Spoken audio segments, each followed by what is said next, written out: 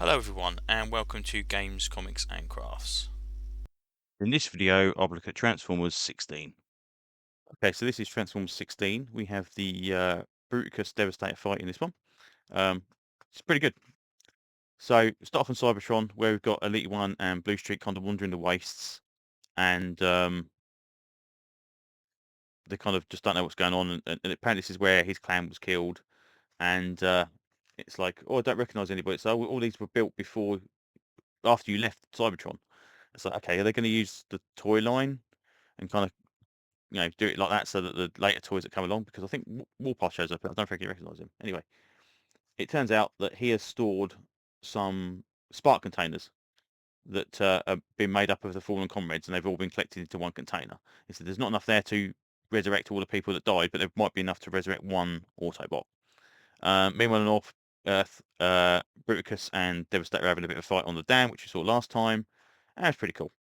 It's a bit of a thing, and yeah, Starscream and Shockwave in a bit of fight, and then Astro Train kind of comes in with a mighty smashing attack.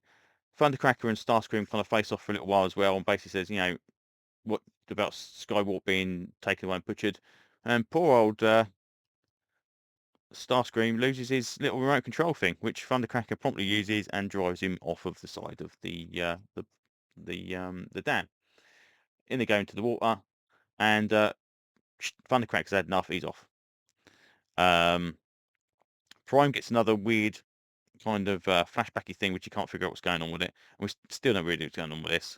But it turns out that it drives him a bit crazy, and he shoots off Megatron's cannon, destroys the dam, and does the job of actually kind of knocking the Decepticons down, but unfortunately floods the surrounding area as well.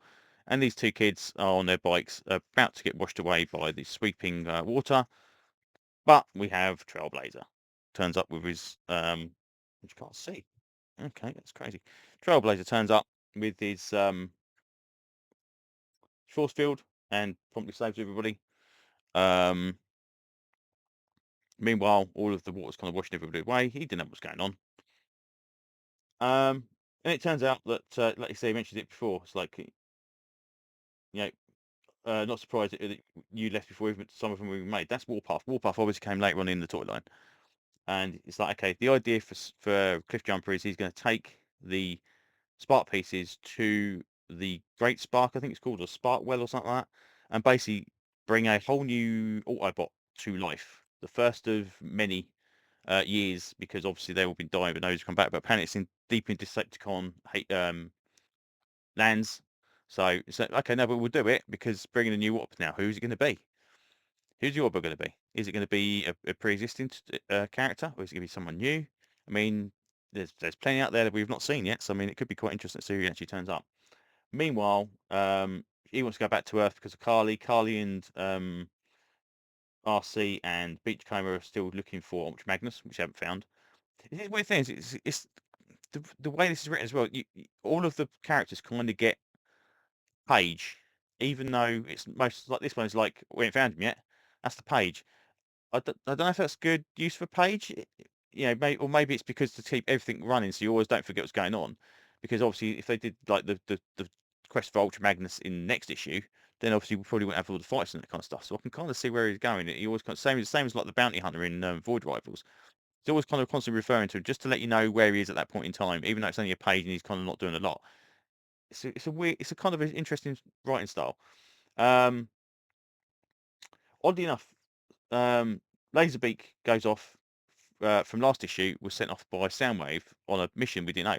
He's found Megatron. I don't quite know how he found Megatron so quickly, whether he knew where he was or tracks him, but he managed to track him down to this cave. Megatron promptly grabs hold of him, breaks him open, steals his optic sensors, and uses him as his eyes because his eyes were lost. And now Megatron is 80% functional, 90% functional. And he is going to start kicking some ass. Probably start with the Decepticons that betrayed him, and then onto the Autobots. So Megatron's back in the picture anyway.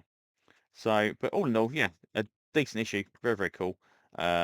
Engine's good. We've got the preview for Battle Beast, which looks really, really good. It's Ryan Otley doing some more Invincible stuff, which is absolutely fantastic. So we'll be picking that up when it comes out in April. But yeah, very, very cool looking series. So still haven't actually read all of Invincible. Still got volume 12 of the hardback to read. But there you go. Anyway, all in all, living good book. Transformers continues to be very, very good. Enrgon Universe as a whole continues to be very, very good. So there you go. Right, well, thanks for listening to me ramble on. Hopefully I will see you on another video very, very soon. Bye-bye.